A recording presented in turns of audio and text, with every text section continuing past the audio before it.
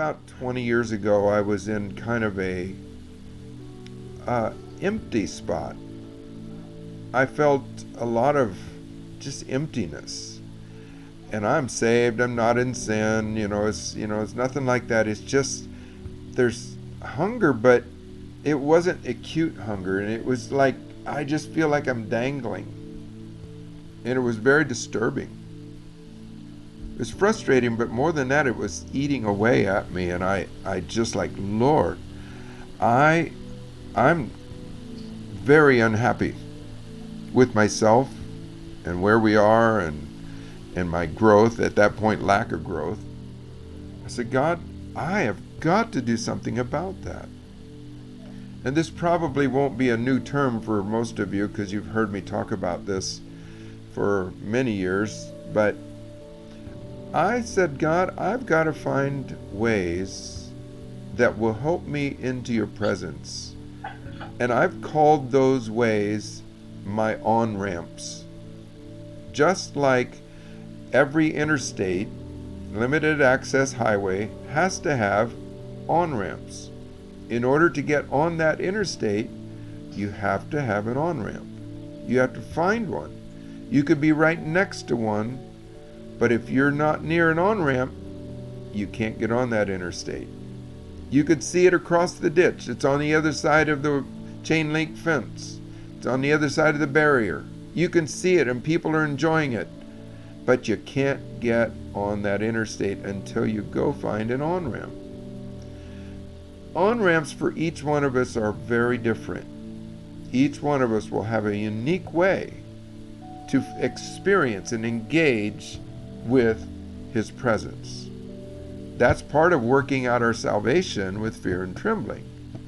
It's incumbent upon us. It's important it's vital to us to discover what those are so that we begin to nurture and marinate our hearts in His presence.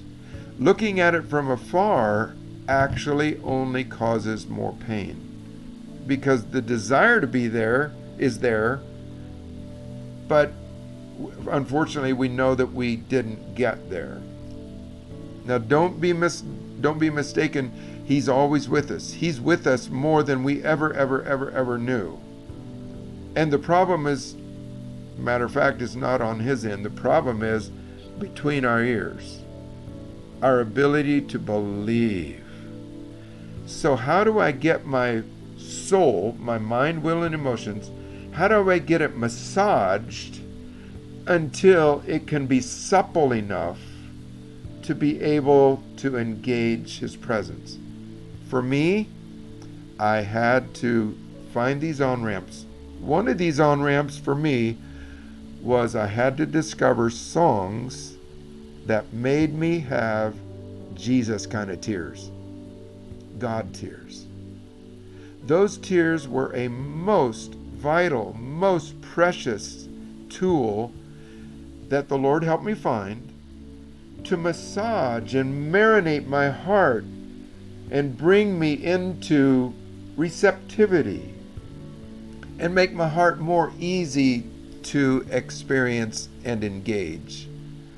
So literally, back before there was MP3 players, they came up with these mini hard drives, mini hard drive recorders. And so I began creating for myself a playlist of only the songs that made me cry. I'm not talking tears and remorse and sorrow and regret and those kind of tears. I'm talking only the God kind of tears.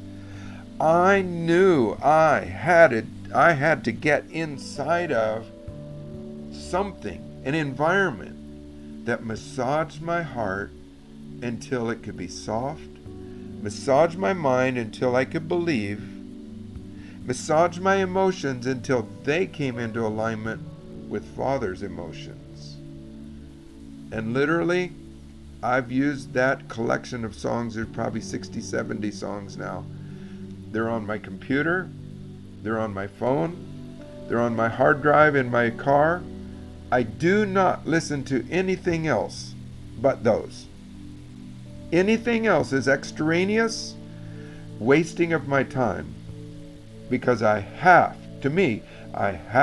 vital that I have to massage and nurture my heart into being supple and easily engaging with His presence. So maybe somewhere there is an on-ramp for you. My on-ramps were songs that made me have the God kind of tears. It may not be your on-ramp, but I would ask myself, what in your life in the last couple of years have made you have God kind of tears on a repetitive basis?